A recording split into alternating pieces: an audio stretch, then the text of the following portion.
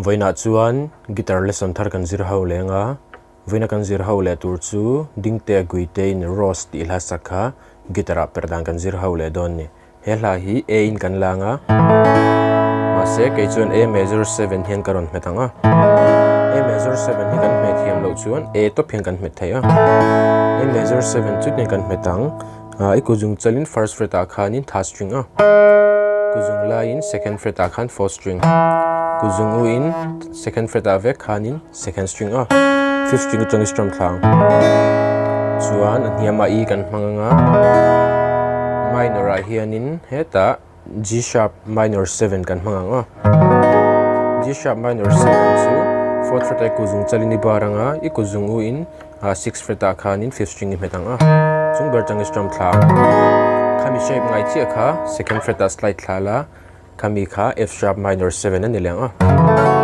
kan ki ho kan hmanga chuan strum dan hi chi khat kan nei lenga chu chu tiang kan strumang down down up down up down down down up kami strumming pattern pakhat kha chord khata vai khat zela ka langa down down up down up down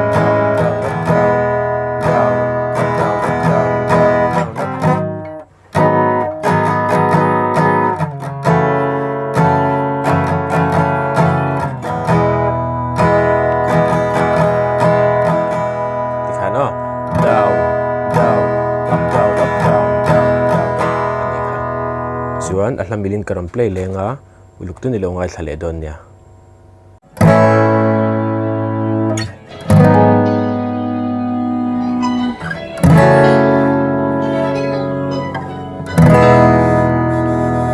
I like a doom tree Pain is on the game play I suck man in a phone game Park more in the day Long in the deeden Tarun zarse Kavan ni natin Bigyan san mase Nan kanay tuan van kanay Tufin riad let sen na lay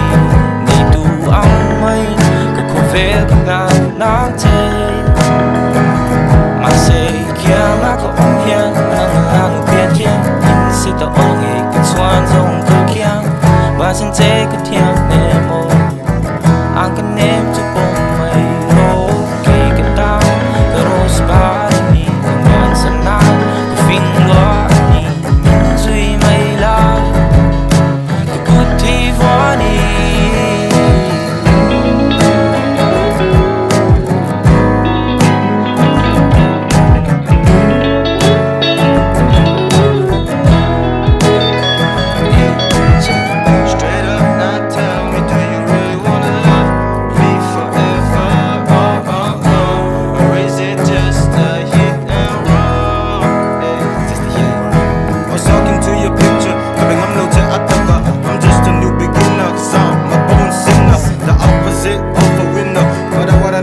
your interests are and the things that make you smile.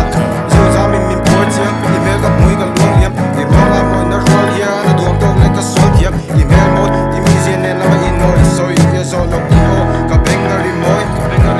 I'm eating in the big chicken. Maybe you meant to me. You think I dig a ring on it. It's crazy you the one for me. Your swagger, your outfit, all I think about is you.